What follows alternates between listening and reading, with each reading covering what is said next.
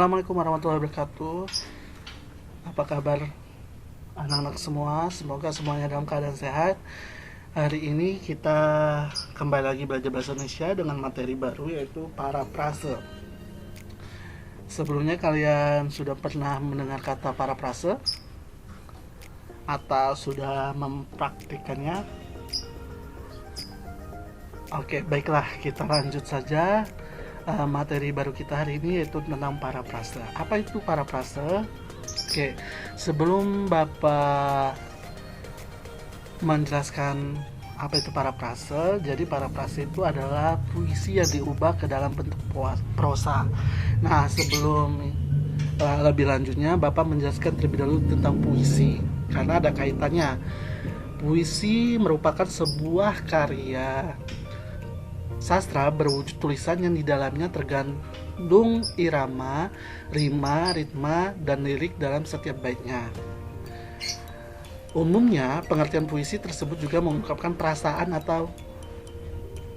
mengungkapkan perasaan penyair yang dikemas dengan bahasa imajinatif atau imajinasi untuk menambah kualitas estetis pada makna semantis. Puisi dibagi menjadi dua jenis, yaitu puisi lama dan puisi baru. Masing-masing jenis puisi tersebut tentu memiliki ciri-ciri dan struktur yang berbeda. Nah, hari ini Bapak tidak menjelaskan mengenai puisi, namun perlu kalian ingat bahwa puisi itu ada dua, puisi lama dan puisi baru. Kalau puisi lama itu tentunya puisi yang ada pada zaman dulu, seperti pantun, gurindam, hikayat, mite, dan lain-lain. Nah, puisi baru itu puisi yang hadir di tahun 2000-an. Nah, itu puisi baru. Dan mereka juga mempunyai ciri-cirinya. Tapi Bapak tidak menjelaskan lebih lanjut tentang puisi ini karena materi kita memparafrasekan puisi. Nah, unsur-unsur puisi itu secara umum ada tema, ada rasa, ada nada, dan ada amanat. Kalau tema itu adalah pokok persoalan yang akan diungkapkan oleh penyair. Tema ini tersirat di dalam keseluruhan isi puisi. Rasa, yaitu setiap penyair terhadap sikap penyair terhadap pokok persoalan yang terkandung di dalam puisi. Nada, yaitu sikap penyair terhadap pembacaannya. Nada berkaitan erat dengan tema dan rasa. Hal ini ditunjukkan dengan adanya sikap merayu, mengadu, mengkritik, dan sebagainya. Nah, dan tak kalah penting yaitu ada amanat atau pesan yang disampaikan penyair di dalam puisi tersebut. Nah, secara umum juga cara membaca puisi, yaitu ada lafal, ada jeda, ada intonasi, ada ekspresi. Ini maksudnya membaca puisi harus tahu ada lafal, ada jeda, dan intonasi. Lafal itu adalah cara pengucapan bunyi, jeda itu hentian sebentar dalam ujarannya, intonasi itu ketepatan penyajian tinggi rendahnya nada, dan terakhir ada ekspresi atau mimik wajah yang menunjukkan perasaan hati, bisa ekspresi senang, sedih, bahagia, dan marah. Nah, itu secara umum mengenai puisi ya. Jadi ada puisi lama, ada puisi baru, terus ada struktur puisi itu ada tema, ada unsur, ada rasa, ada nama, nada, dan amanat. Itu unsur puisi. Kemudian ada cara membaca puisi, itu yang perlu diperhatikan adalah lafal, jeda, intonasi, dan ekspresi. Baiklah, langsung saja kita mempelajari tentang parafrase puisi.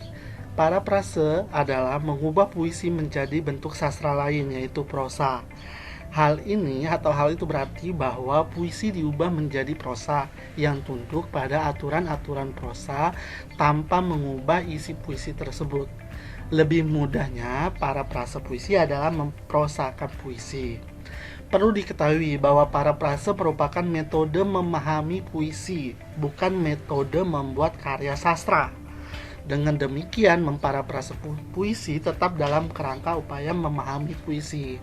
Jadi intinya adalah kenapa puisi itu diubah menjadi prosa itu tidak lain untuk memudahkan kita memahami puisi tersebut. Ada dua metode parafrase puisi.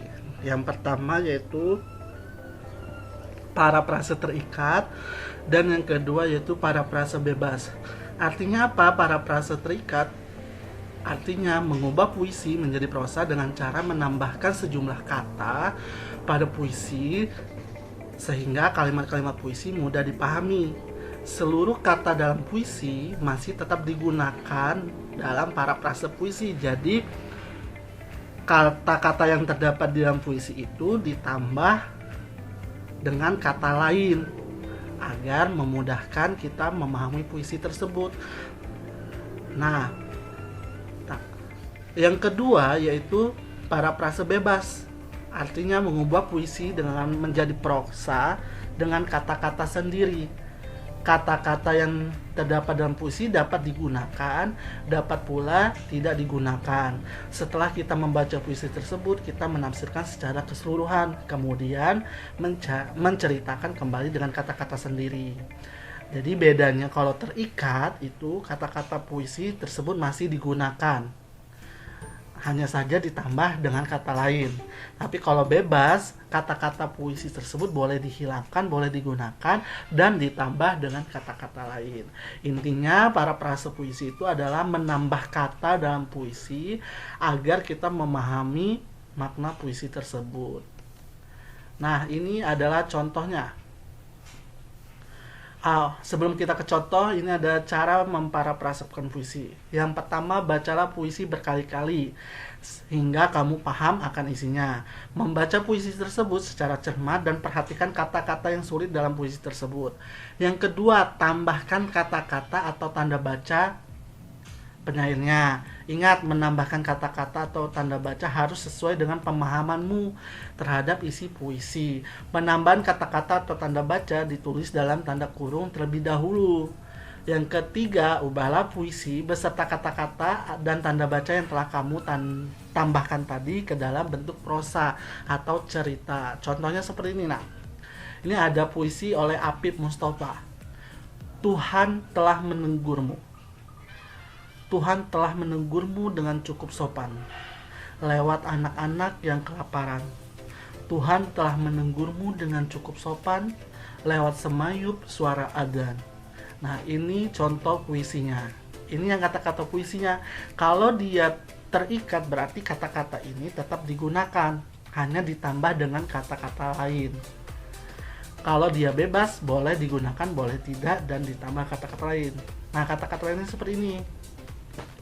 Tadi kan yang dalam kurung ini adalah penambahan kata yang kita tambahkan. Ya. Judulnya tetap ditulis. Kemudian kan kata puisi itu kan Tuhan telah menegurmu dengan cukup sopan. Nah, ditambah dengan kata baru yaitu tahukah Tuhan kini telah menegurmu hai manusia dengan cukup sopan. Lewat perut anak-anak jalanan yang kelaparan. Dengarkan Tuhan telah menegurmu lagi dengan cukup sopan. Lewat semayup kumandang suara adzan. Nah, ini berarti dia parafrase terikat karena kata-kata puisinya masih digunakan, namun ditambah dengan kata-kata baru agar mudah memahami puisi ini. Nah, ini yang disebut parafrasenya. Nah, ditulis kembali. Tahukah Tuhan kini telah menegurmu hai manusia dengan cukup sopan lewat perut anak-anak jalanan yang kelaparan. Dengarkan Tuhan telah menegurmu lagi dengan cukup sopan lewat semayup kumandang suara adzan. Nah, artinya kan dari puisi ini kita mendapatkan amanatnya bahwa Allah itu sudah menegur kita dengan banyaknya anak-anak jalanan sekarang, ya. Berarti yang meminta-minta itu kan semakin hari semakin banyak. Berarti kita harus berbagi. Kemudian kita juga sudah ditegur dengan sangat sopan oleh Allah dengan suara adzan, artinya menandakan sholat 5 waktu. Seperti itu ya. Nah, ini contoh parafrase puisinya. Nah, ini yang disebut parafrasenya. mengubah puisi tadi Tuhan yang menegurmu itu ditambah dengan kata-kata, namun dia kata-kata puisinya tetap digunakan lalu diubah menjadi parafrase. Itulah parafrase. Nah, mudah kan? Nah, ini juga tentang ibu. Puisinya ini parafrasenya. Kasihmu sepanjang masa takkan bisa terganti dengan harta dunia, hanya kasih sayang tak terhingga yang kan ku beri selamanya, terima kasih ibu. Nah, ini puisinya, ini parafrasenya. Kasih ibu sepanjang masa, kita tidak dapat mengganti kasih sayangnya dengan harta atau kekayaan. Kita hanya dapat membalasnya dengan kasih sayang yang tulus sepanjang hidup kita. Sepertinya ini parafrase bebas karena ada kata-kata yang tidak diambil, namun ada juga kata-kata yang tetap digunakan dan ditambah dengan kata baru. Nah, ini parafrase. Itulah tentang parafrase puisi. Insya Allah mudah dipahami. Intinya adalah mengubah puisi ke dalam bentuk prosa atau ke dalam bentuk cerita yang mana puisinya ditambah kata oleh kita agar kita dapat memahami makna puisi tersebut. Terima kasih, semoga bisa dipahami materi kita hari ini. Ada tentang puisi, ada penjelasan singkat tentang puisi, dan yang terakhir menjelaskan tentang parafrase puisi. Insya Allah kalian mudah memahami. Bapak akhiri, wassalamualaikum warahmatullahi wabarakatuh.